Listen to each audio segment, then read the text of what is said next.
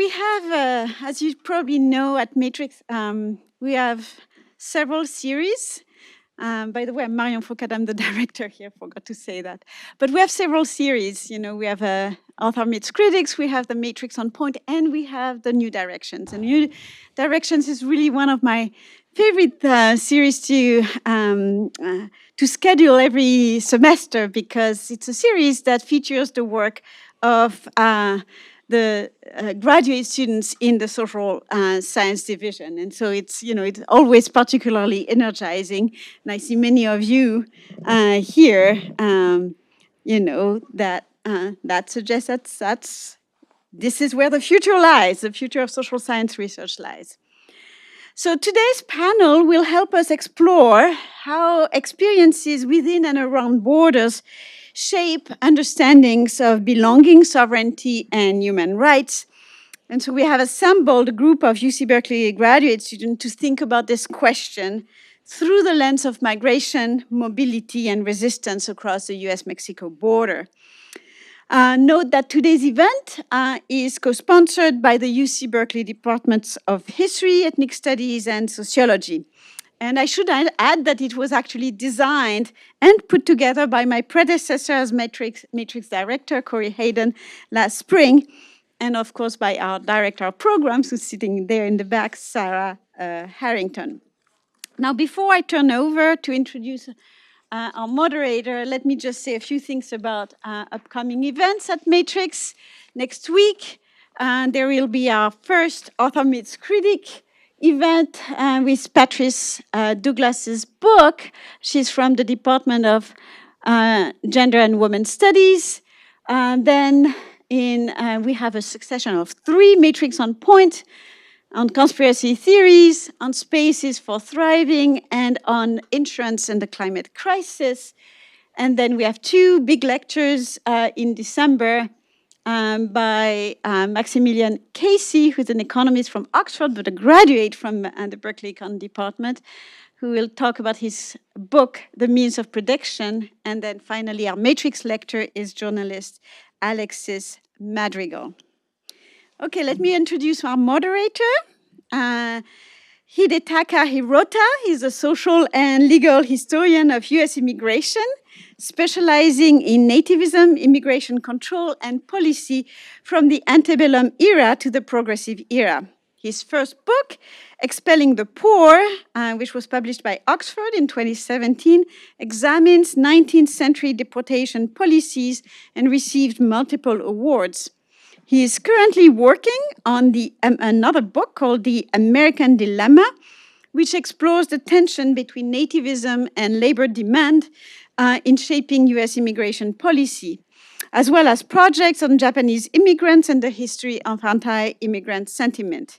His research has appeared in leading history and migration studies journal, and here at Berkeley, he teaches U.S. immigration history, and he co-directs the Canadian Studies program. He was also a Matrix faculty fellow last year while he was working on his next book. So without further ado, I will turn it over to Hide. Thank you. Thank you. Thank you, Mario. Hi, everyone. Welcome to this New Directions panel on Borderlands. I'm Hide Hirota in the history department, and I teach, as Marion said, I teach U.S. immigration history here at Berkeley. So borders, borderlands, we hear about these things all the time, right? And we constantly get information about those topics when we hear about this. But then, in media especially, we rarely get actual sense of what happened, in the borderlands in the past and what's going on in the borderlands today, especially from migrants' perspectives, and how multiple issues were interrelated with each other in different ways. So what we hear often today, I think, is a really simplified version of this history of borders and borderlands. So today, we are extremely fortunate to have 3 graduate students working on those subjects, and we are very fortunate to hear, again, new directions, the cutting edge research on this subject. So Each of the three panelists here will speak about their project for 10 minutes, and then after that, the panelists have some conversations, and toward the end, we will have time for Q&A. So let me just first introduce our three panelists here. From your left edge, I guess, right? It's my right edge, your left edge. Carlotta Wright is a PhD candidate in history at UC Berkeley. Her research examines how indigenous and migrant mixed borderlands navigated and resisted overlapping systems of legal and corporate control from the 1880s to the 1940s. Drawing on archives in Mexico City, Washington, D.C., and various state and private collections, the project reveals how state and corporate actors deployed immigration law, federal Indian policy, and labor systems to discipline mobile racialized populations, while workers strategically exploited jurisdictional gray zones to advance autonomy and resistance. Our second speaker, panelist, is in the middle, is Adriana P. Ramirez. She's a PhD candidate in the Department of Sociology here at Berkeley. Her research interests revolve around migration, citizenship, Latin America, political sociology, and race and ethnicity. The influence of growing up as a migrant student between Mexico and the United States is evident in her work, which explores transnational migration dynamics. Her current work examines how young return migrants adapt to different spheres of Mexican society and formulate their identity and sense of belonging across contexts of reception in the states of Oaxaca and Jalisco.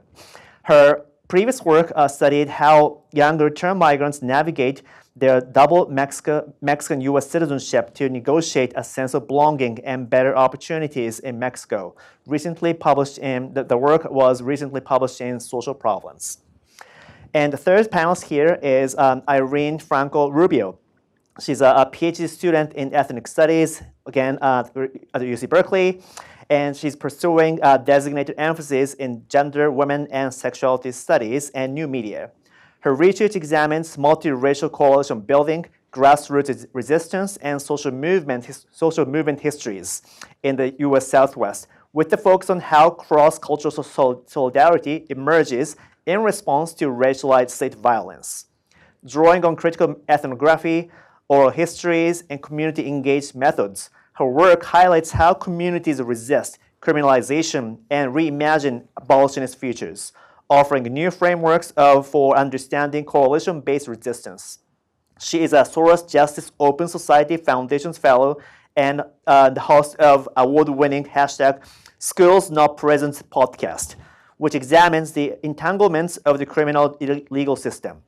Irene also received the Dr. Reyes Hui Memorial Graduate Student Scholarship, a social science matrix award given annually to one graduate student dedicated to addressing urgent real-world issues throughout their scholarship. So without further ado, we're going to start the presentation first by Carlotta.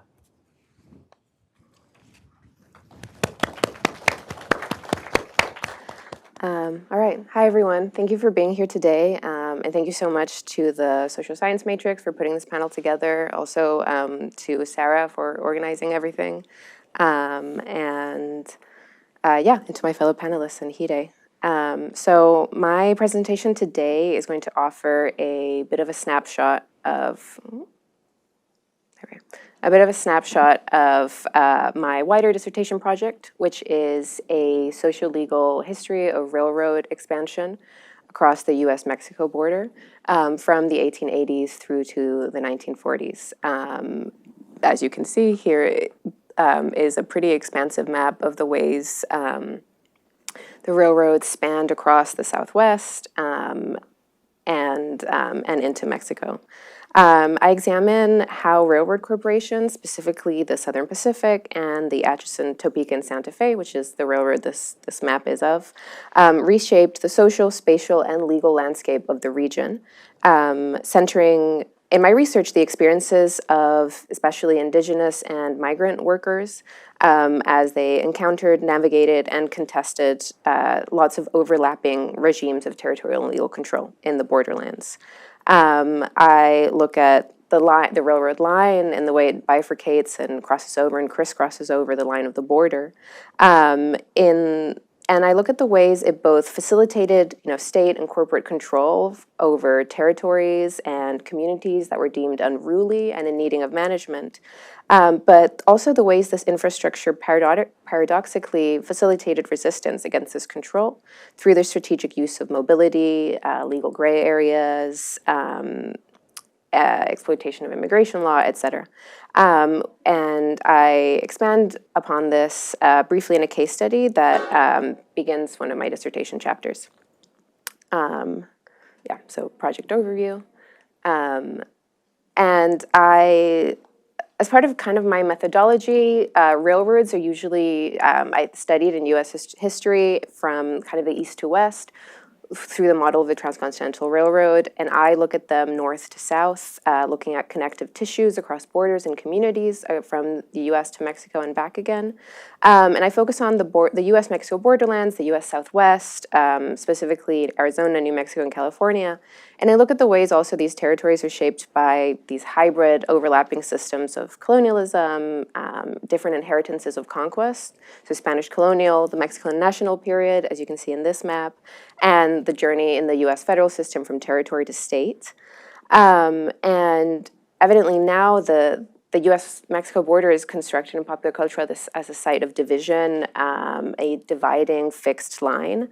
But the border at this stage at the start of the 20th century, as historians such as Deborah Kang and Kelly Lytle Hernandez have explained, was really not particularly professionalized, and it was simultaneously tried to be a space that was open and closed in the name of nativism, national security, but open really in many ways to serve the desires of local business, agribusinesses, the railroads, mining, and their need for Mexican labor, and the communities that routinely spanned across the border.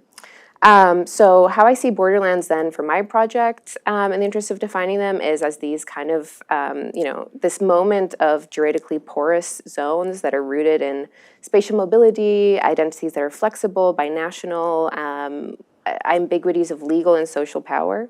I really like the work, kind of more metaphorically, of Chicana scholar Glorian Saldua's theorization of borderlands as this kind of inherently effective, relational, intimate dynamics. So I'm going to give just a brief context as to why railroads are important or interesting for borderlands history and history of migration. Starting from really zooming out, railroads totally reshaped territoriality in the American West and Southwest in the second half of the 19th century. So mass expansion through land grants into indigenous treaty territory. And the rise of, checkerboarding jurisdictions where you have this system of dividing land in these overlapping kind of, intersecting parcels. Also, especially in Mexico, railroads really transformed the land and relationships with mobility and indigeneity. Because there was such massive U.S. investment into Mexico to establish a railroad system overnight from nothing. Through the courting of foreign capital investment by, under the rule of President Porfirio Diaz, who saw railroads as the key to modernizing Mexico, unifying the country, and spurring economic growth through exports. So the railroad there in Mexico and the accompanying land laws that encourages construction led to mass dispossession of rural and indigenous communities from communal lands called ejidos. And then this displacement forced people into migrant labor stream, many of whom were then recruited into to work for U.S. railroad companies on U.S. lines, especially after the Chinese Exclusion Act of 1882. Railroad companies used the well-known process of enganchadores, or labor recruitment agents, where they would send agents to recruit on the southern side of the border, bring them to the north side of the border, and they would house workers often in boxcar villages, which were essentially company towns where the workers were lived in boxcars. There, from my research, in the trade journals and the management literature, these railroads were really invested in establishing control over migrant workers. Not only in terms of space, but also in terms of intimate lives. And space, was a normal one. There are a lot of comments like this one acknowledging that it was extremely rare and frowned upon to call for any kind of local police or sheriff authority. So control of foremen was pretty much a kind of, they were legal intermediaries. And trade journals also began praising in the 1910s, especially boxcar family housing, insisting that patriarchal single-family domestic arrangements would improve behavior for the, I quote, Mexican vagrant class, and they ran Americanization and citizenship schools for the workers' children in the very boxcars that also housed the workers. So thinking about this context of railroads as these transformative infrastructures in the border, in the context of spatialized power, insulation from state oversight in many ways. I was interested in whether we could find histories of resistance or of worker, like examples of worker agency, especially indigenous workers, because they're such an important part of the story of the land here. And I think we can, especially through moments of encounter between workers and the state. And so, for example, in May 1906, Mexican border agents arrested 2 indigenous Yaqui men, Francisco and Cayetano Matus, on the Arizona-Sonora border. And they were returning to Tucson for employment on the Southern Pacific rail yards. At this time, Yaquis were in armed revolt against the Mexican state's railroad workers in the U.S. genocidal violence, and had established extensive refugee communities in Arizona, especially in Tucson, and were very integrated into the wage labor economy of the Southwest, railroad, mines, ranchos, on both sides of the border. So the Matus brothers told inspectors of their long-haul strategy of working these jobs to cross onto the northern side to tap into family and kin networks in cities like Tucson, known for thriving arms smuggling networks. Alarmed upon hearing this from the Mexican War Secretary, the Mexican consulate in Naco, Arizona, urged Washington to use immigration checkpoints discreetly and privately identify and prosecute Yaqui rebels as violating international neutrality laws, weaponizing border controls to suppress indigenous resistance. Mexican diplomats also entreated U.S. immigration officials to avoid confusing Yaquis with American Indians, who, were many American Indian tribes and the Southwest have trans-border specific rights of mobility, and avoid giving them special privileges. This administrative paper trail and this moment of encounter further intertwines migrant labor, border surveillance, and the racialized state management of indigenous people for me. Yeah, and Francisco and Cayetano Matus, it seems clear, and they mention lots of other Yaqui workers, strategically using the mobility, money, and kinship networks of railroad infrastructure, railroad labor, afforded them in the U.S. to resist back home and put them in contact with communities of people who lived these transborder lives at the margins of state and in spaces of pretty accepted illegality. A Mexican detective sent by the consulate undercover to Sonora reported that smuggling networks formed a kind of society with links to powerful local figures on both sides of the border. And he reported back that wives of ferrocarrileros were as involved in the smuggling trade as their husband. The wife of a conductor was known to stuff bullets and cartridges down her stockings and personally disperse the merchandise in Sonora whenever her husband drove the train down from Tucson. There's also recent research that shows that rail work fomented transnational alliances between the IWW, the anarchist-leaning Partido Liberal Mexicano, among Mexican workers in the U.S. Southwest, and that these movements were especially successful at recruiting Yaquis and Mayos in the mines and the rail yards that migrated from job to job and circulated these ideas across the border. So I'm running out of time, but I want to sum up and say that these vignettes offer us insight into how indigenous rebels, indigenous migrants were made legible to the state as migrant workers, and that it seems clear there's this dynamic here where corporations, especially railroad corporations, simultaneously facilitate mechanisms of control while also generating, in this time of kind of more porous border and borderlands life, unexpected opportunities that Indigenous and migrant workers use to sustain their communities, resist state violence, and continue living lives that existed on both sides of the border. Thinking about just quickly like implications of my research for today, it seems to me increasingly important for historians of immigration to understand Indigenous history and its importance, and to understand how the frontier and the border overlap historically as regimes of racialization and labor control.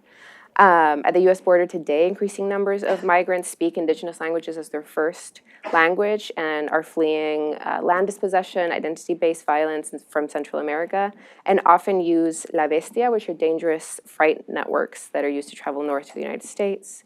Many migrants risk their lives by raiding these dangerous trains, as you can see here, that carry goods like corn, cement, especially to bypass immigration checkpoints and detention centers.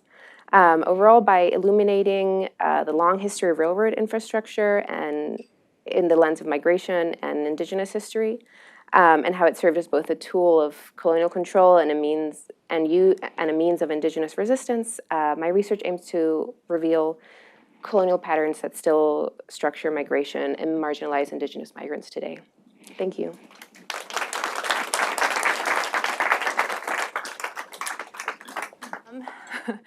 Thank you all for joining us today. Thank you for organizing this. Thank you to the Matrix team. Today I will be talking about my working dissertation chapter titled Ready or Not, The Road to Return. Since around 2010, more Mexican nationals have left the U.S. than entered, reversing decades of increased migration. This sustained shift, partly driven by the 2008 Great Recession, represents a different type of return, with three main characteristics.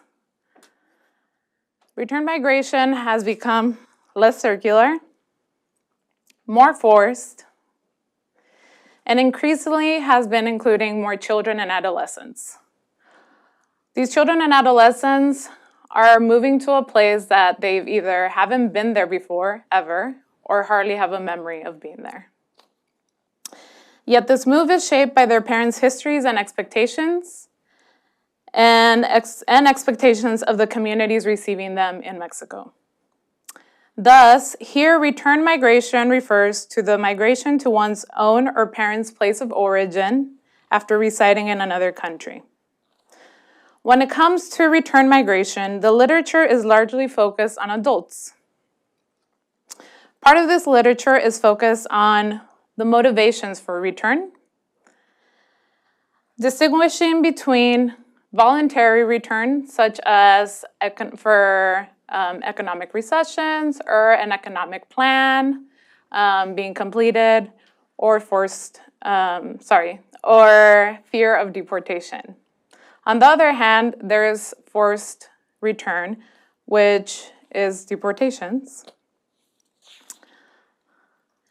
Now, when it comes to the reintegration of adults into their country of origin, research tells us that reintegration is more challenging for forced returnees who experience more difficulties with employment, access to services, and social networks.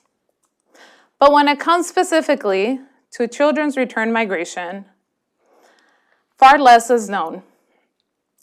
The literature tells us that children experience de facto deportation when following deported parents to Mexico, thus facing difficulties in school, disorientation, and emotional withdrawal during their reintegration to Mexico.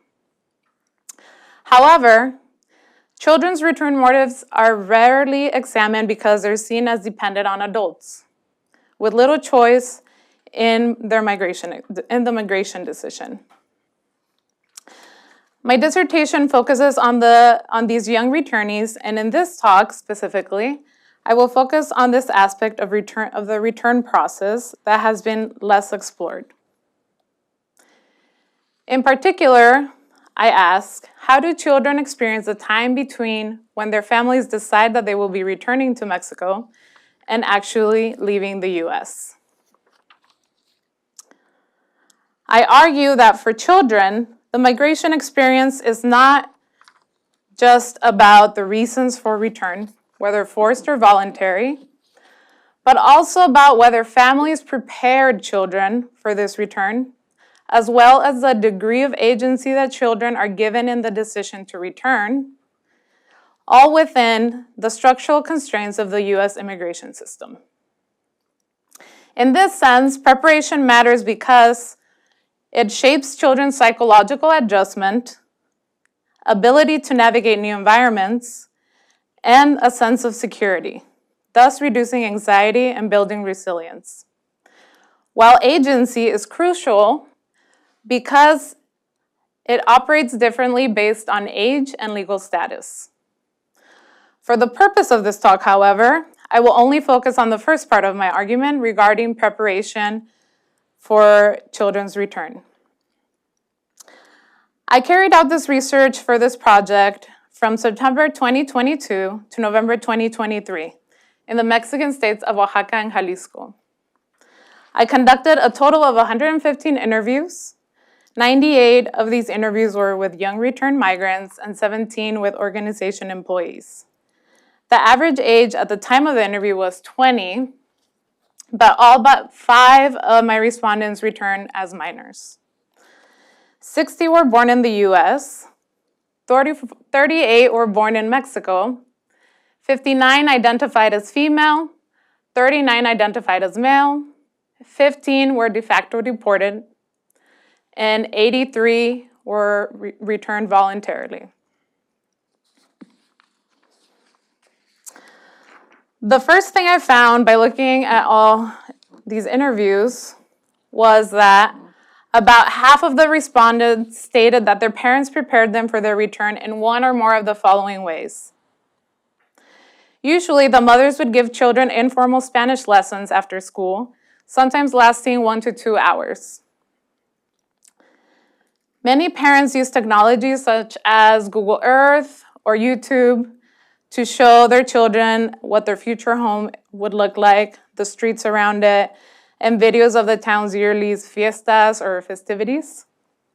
At the same time, many told their children from a very young age about their plans to return to Mexico in the near future and to help them ease their transition from the U.S. to Mexico. Take the case of Gabriela, who was born in Mexico and lived there until the age of 2, when her parents brought her to the San Francisco Bay Area. The Bay was the only place that Gabriela knew until that point. But she never freely called it home because, as she shared, my mom, when I was very little, she always said, we're here and well, we're going to be here for a while, but this isn't our house, it's not our home. We come from Mexico, we have family there. So they were always telling us, and I think that got to us, as a way of helping us not be so affected by the change. As Gabriela and other returnees mentioned, by framing return as an expected part of the family's trajectory rather than an abrupt disruption, parents help children develop psychological readiness for the move and a framework for understanding their transnational identity. This was not the case for the other half of the young returnees that I spoke to, who were not prepared by their parents in any of the previously mentioned forms. Some parents may not have had the time to prepare their children because they were working multiple jobs and long hours. However, some withheld vital information from their children, such as their legal status and their plans to return.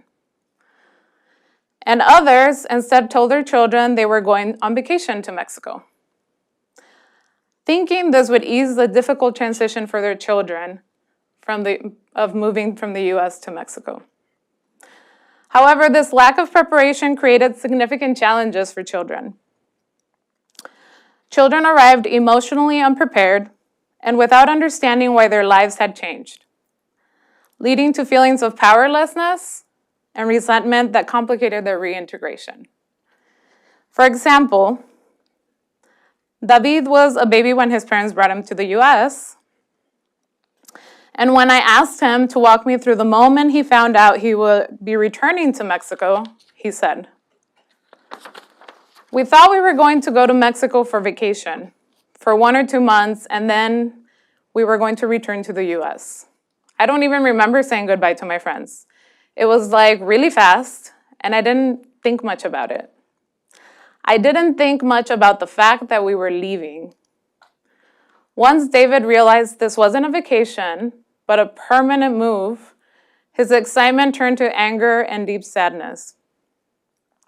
Even when happiness existed in certain moments, sadness and fear remained inescapable. Among those who were unprepared for return were 15 whose fathers were deported and whose mothers decided to return to Mexico to reunite their families. Some fathers were detained for weeks or months, leaving little time for children to learn Spanish or mentally prepare themselves for this return. All amid the family experiencing state violence and family separation. For all of the 15 respondents, this limited time to prepare and the sudden return manifested in deteriorating mental health. This was the case for Leo, who was born in Mexico, but was brought to Southern California as a baby, where he grew up until the age of 12, when his father was detained by ICE. Leo's future briefly seemed clear when his father might win his case and stay in the US. But this hope vanished when his father lost his case and was deported to Mexico. Leo stated, "And the day when my mom gave us the news, there was more of a letdown. You feel more sad. You feel more lost, feel nervous. You don't know what's about to come.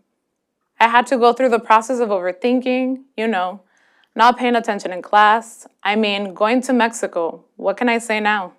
It's like a huge restart." Leo's father's deportation erased any hope for a clear future in the US, intensifying Leo's sadness and uncertainty. Settled in the US, he was not prepared to restart in Mexico. Given these findings, we can see that when studying the return migration of children, it's not enough to study the motivations for return and the reintegration experiences, but we must also focus on the time in between to see how U.S. immigration enforcement directly affects the kind of return families experience and thus affecting parents' ability to prepare children for return. Noting that children's preparedness is significant in easing their transition to their new lives in Mexico and lessening depression, anxiety, and isolation upon their return. Thank you for listening. I look forward to our discussion and your questions.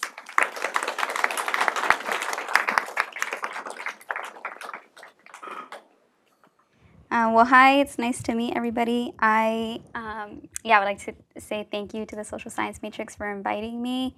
I would also like to know I am not a PhD candidate. I know it says that. But I would say the way I'm approaching this presentation is a little bit more about my research interests, what brought me to this work, and how I sort of situate myself in relation to Borderlands, and then using my own lived experience as like testament or as method for making sense of the kind of research that I hope to do. So just to preface that.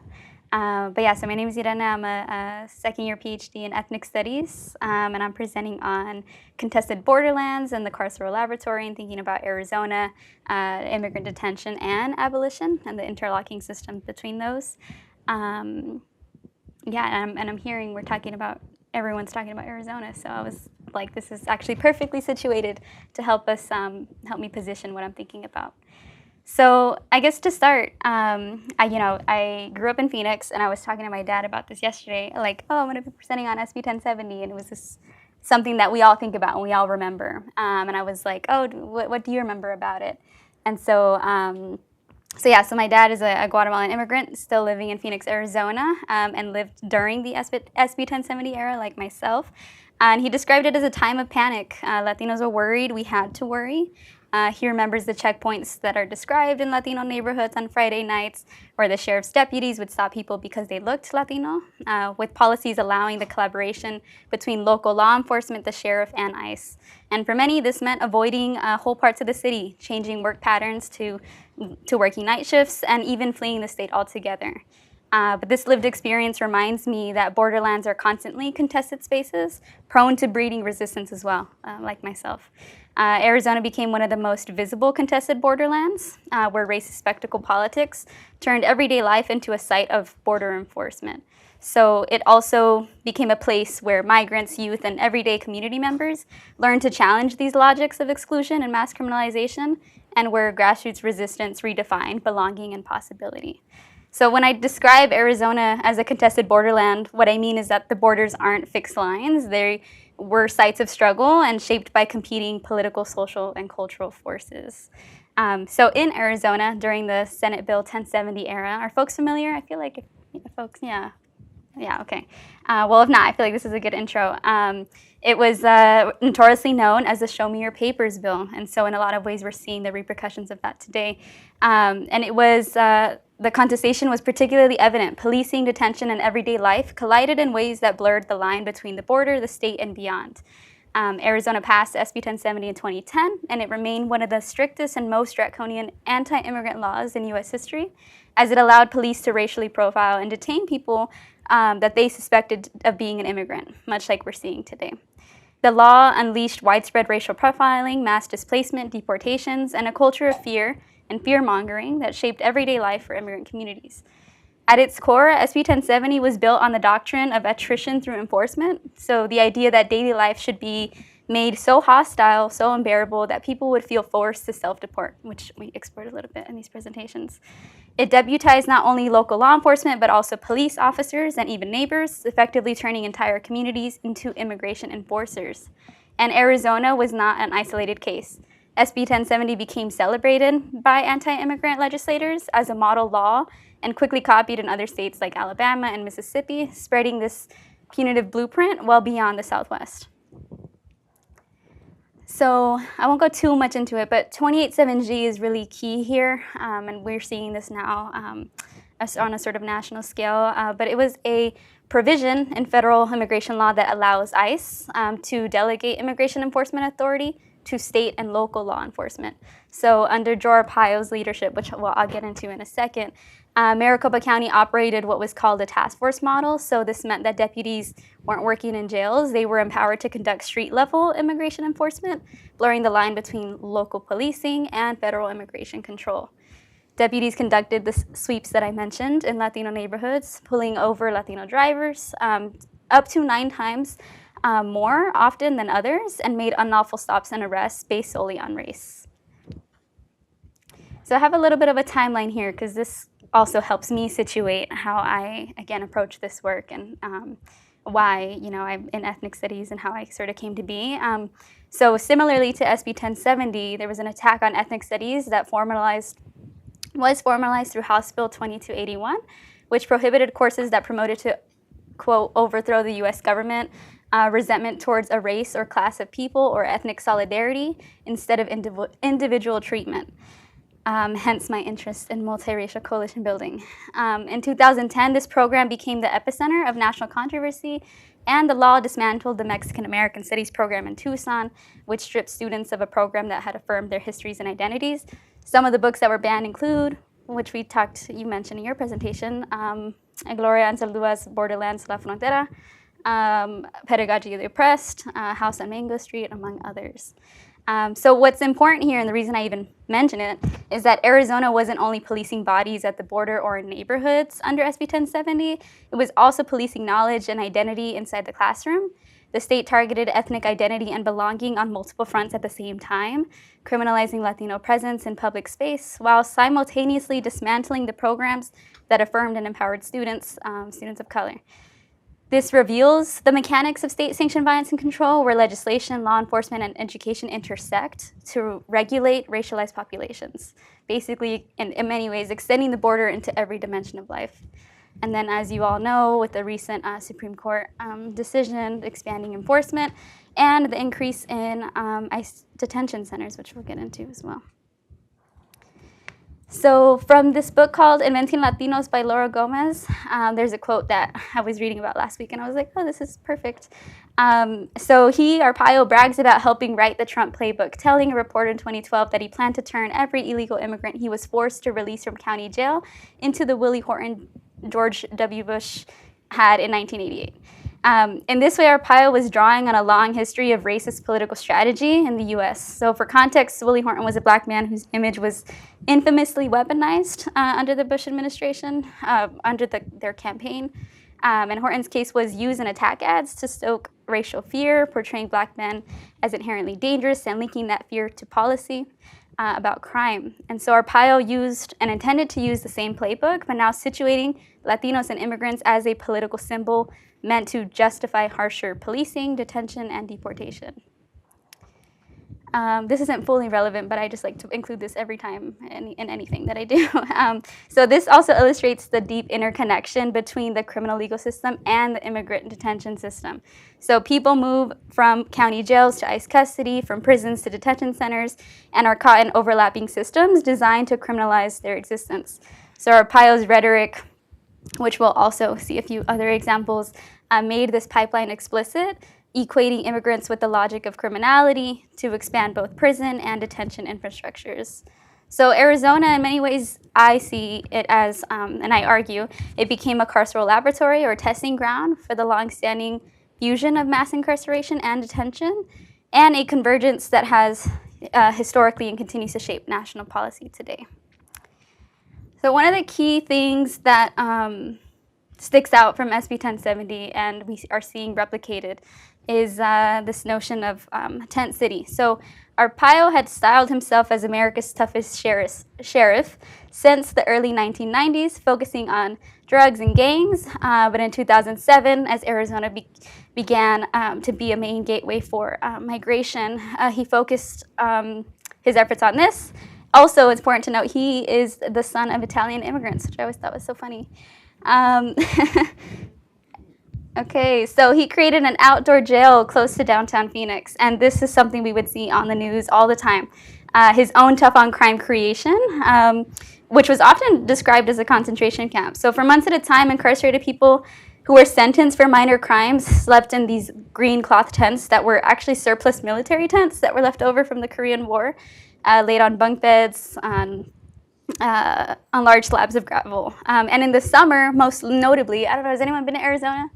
Have you been there during the summer? Okay, okay. The summer is brutal. I don't know if folks know, but in the summer, temperatures inside could reach up to 130 degrees Fahrenheit in the dry Arizona heat, and there's no air conditioning, and they were often given expired food, expired Gatorades, and I think they would sometimes allow people to go inside, but I don't know how often that was.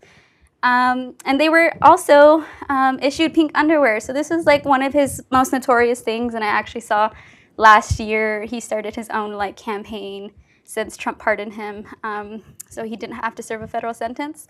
But they were issued pink underwear, long sleeves, sandals, and the sheriff said that he chose pink so prisoners wouldn't try to steal them, though we know that these were a humiliation tactic and larger questions about men and masculinity. And in jails, Latino inmates with limited English proficiency were also punished and denied services, while critics of the sheriff's office faced retaliation. So proud of his prison experiment, Arpaio frequently invited the media to witness these new cohorts of detainees being sent in tent city. He said this was an inexpensive way to get his anti-immigration message out to the public, and we would see it in real time on the news, and this would be like a regular occurrence. Inmates were also forced to work on chain gangs, which had been abandoned by the U.S. in 1955, but Maricopa County also ran the only all-female chain gang in the country. So other detainees had mandatory work inside the jail, and some were part of a furlough program that they were able to go work outside and come back to the tent city to sleep. and created this super production, tough on crime image. So Tent City ran for more than 20 years and stood within a larger jail compound in an industrial area near, like, south of downtown Phoenix. And at its peak, it consisted of 82 of those war-era military tents and housed 1,700 inmates. And then after 2009, it could hold up to 200 immigrants at a time. But to call the Borderlands contested spaces is also to recognize the power of resistance. So community members didn't simply endure these policies. We saw these things happening right in front of us and decided to resist. So grassroots organizers, community members pushed back and redefined what it meant to belong. So contestation in this sense wasn't just about state violence, it's also about the ways people survived and organized in a state that had not been strictly, that had been strictly defined by its borders, and was also a fairly young movement that had not historically engaged in movements of resistance before. This created an emerging era of movement building, informing young people lived experience like myself, and other Latino youth, the children of immigrants, and included civil rights and immigrant rights groups like the ACLU, the National Day Labor Organizing Network, and then more local grassroots spaces like Lucha, Living United for Change in Arizona. So framing Arizona as a contested borderland helps me situate this story as more than just like an Arizona history. It's about how the state became emblematic of broader struggles over who belongs, who gets policed, and how communities resist, and how it created the framework we're seeing today with the recent Supreme Court racial profile ruling that now allows federal agents to consider factors like race, ethnicity, and language and immigration stops, among other tools of the state that seek to replicate these logics. And so a key example of this is seen through Eloy Detention Center in Arizona. One of the orgs that I've had the chance to work with is called Detention Watch Network, which is a national coalition of immigrant rights groups. And they released their report in October 2024, compiling decades of abuse at the detention center. So Eloy is operated by CoreCivic, which is one of the leading private prison companies, and has become one of the most notorious immigration detention facilities in the US. It holds over 1,500 people, and it is considered to be the deadliest detention center. And really, Eloy's history reflects the broader evolution of immigration policy. From Trump's zero tolerance era, it was one of the few sites detaining, I got mixed up. Anyway, so those are two reports that are available online.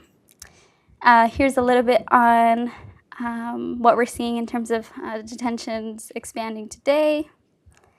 And then I guess the last thing I'll think about is, so Tent City symbolized the spectacle of punishment under our pile. It created the manifestation of what we're seeing today. We were living in Trump's America long before Trump took office, as America became a testing ground where humiliation, racial profiling, and carceral spectacle were normalized. So what began as a local experiment foreshadowed the more surreal and grotesque landscapes of punishment we see today, like Alligator Alcatraz as an example, where cruelty and spectacle combine in even more militarized and dehumanizing ways. Let's end with that.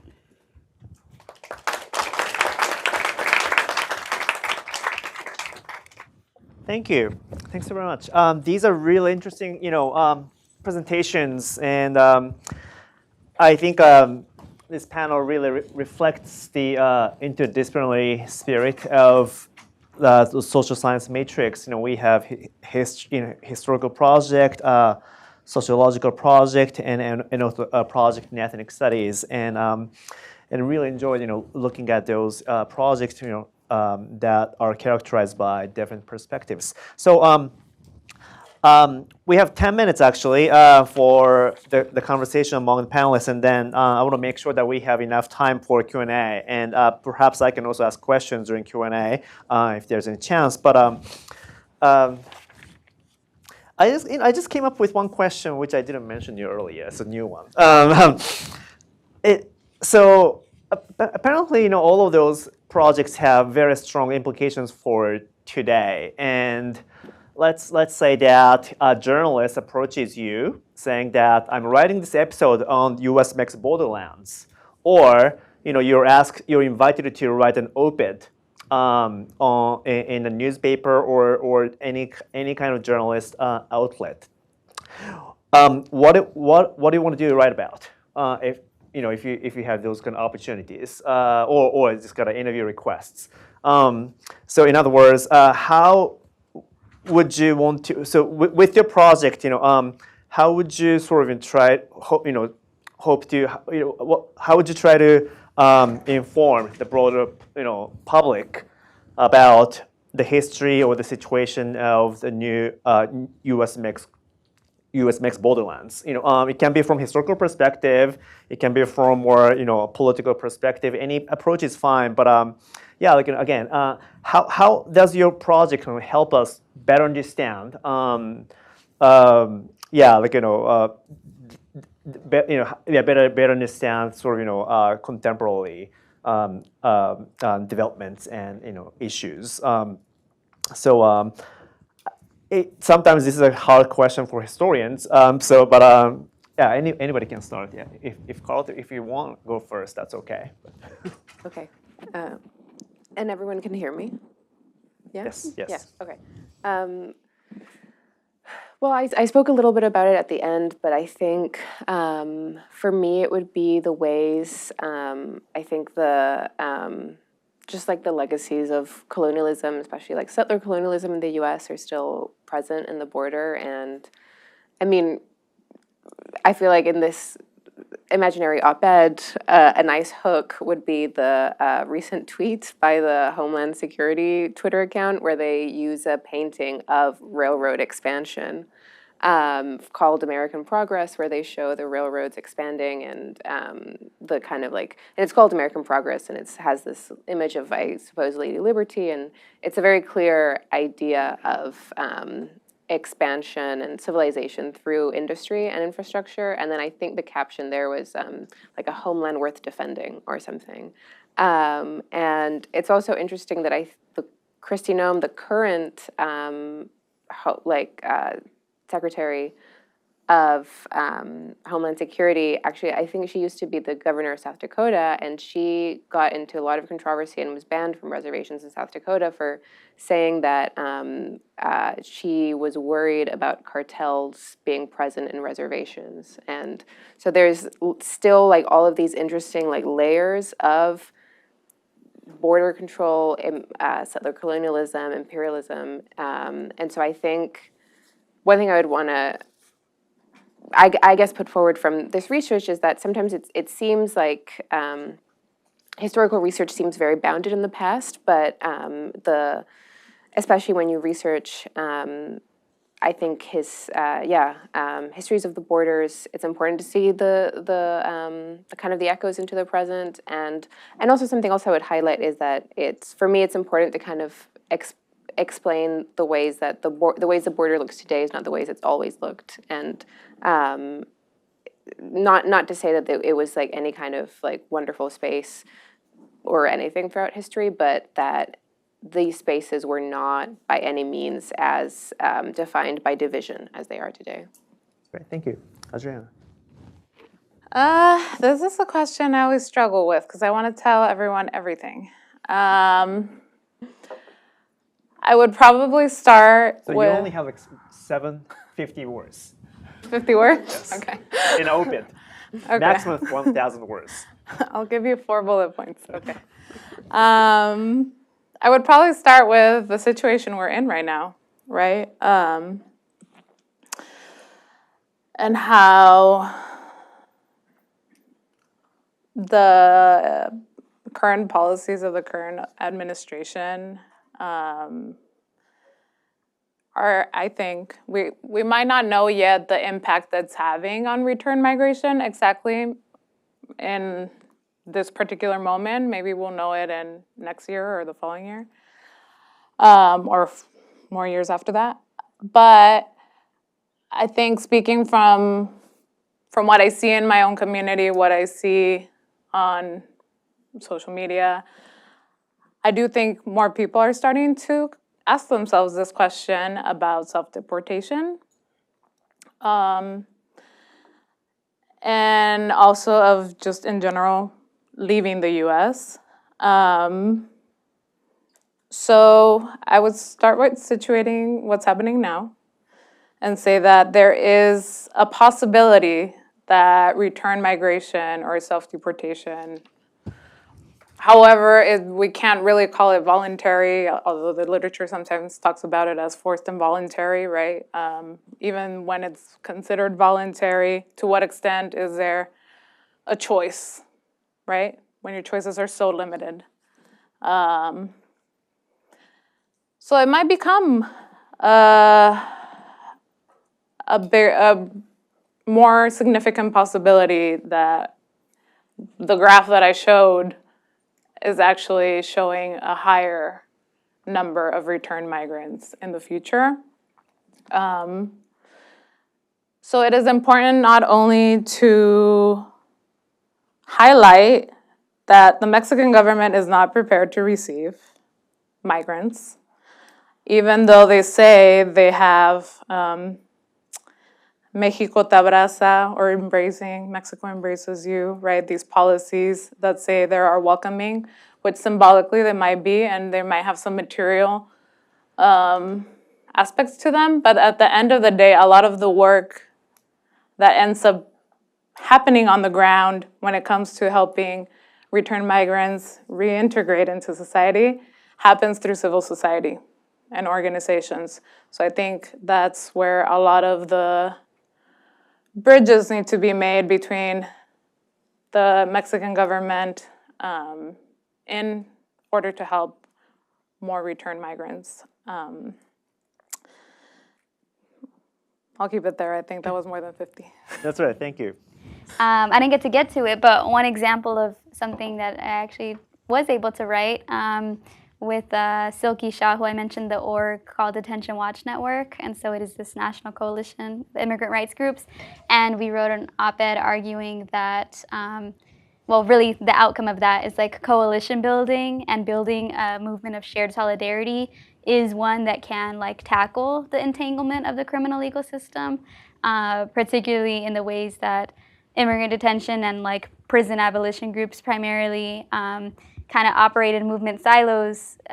What we're seeing now is an entangled nature of the state, and like in the same way that the state operates, movements for resistance can also be intertwined and be interlocking to sort of challenge a competing interlocking system.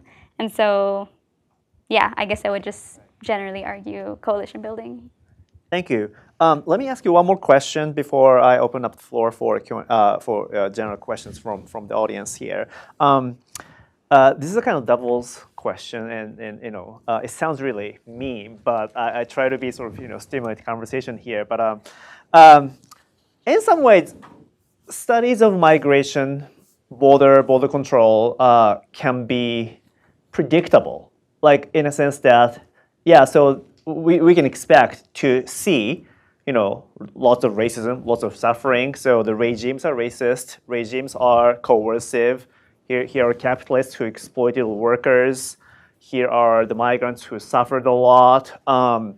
So, I think we are kind of prepared to see those kinds of things. But what are some of the surprising findings in your research? That kind of some of the findings that really betrayed your assumptions, or something that you already expected to see, right?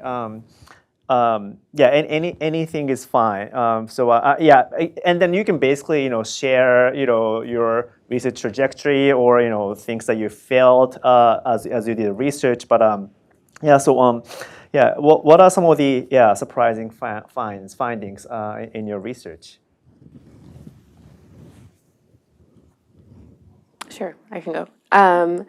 For me, part of it was the story that I was talking about in my presentation, because I think it kind of does go against the story, and it shows this really thriving community of migrant workers who obviously were, are dealing with, at the time the Yaquis were being genocide in Mexico, are dealing with poverty, with dislocation, dispossession of community, dealing with being refugees in Tucson. But I found these sources where they're talking about, like lots of Yaquis are well armed in the streets of Tucson. Anyone will sell us weapons whenever we want to. There's these networks of people where this detective is sent to a few different towns on the border and is just really frustrated because everyone in these towns is involved in the trade, and they live lives where they spend some time in the north of the border, then they go over to Tucson. Like it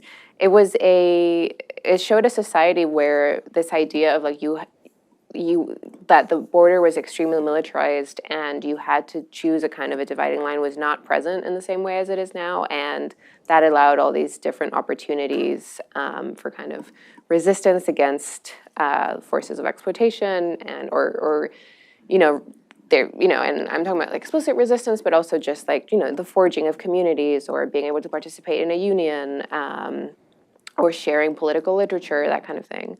And so I felt like that was a surprising find and cemented my idea of like mobility as a strategy of resistance.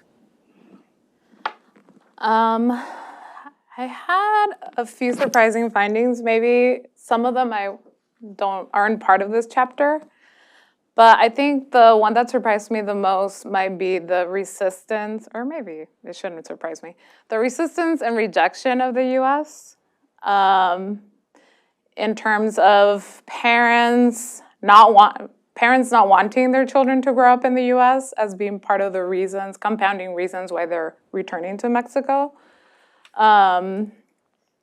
Also, some of the young returnees I interviewed,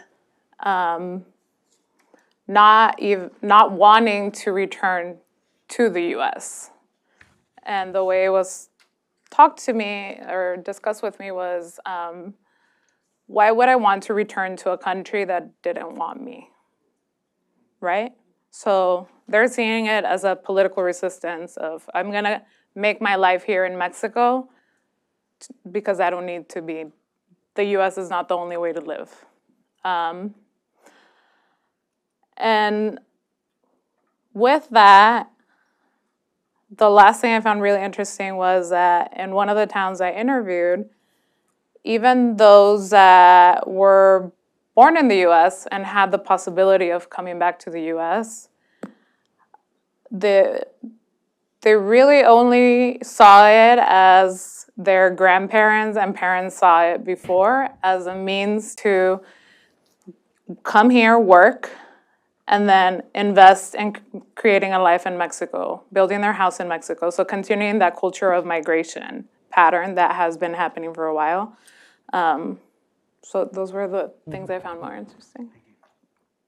Not necessarily a finding, but I guess something that I definitely want to look into is, I guess, getting at like the expansion of detention centers and the role of private prison companies in that process, and how the state sort of mediates that versus like a county jail to like a private prison company, and how does that show up in sort of different states and the different policies that they've interacted with?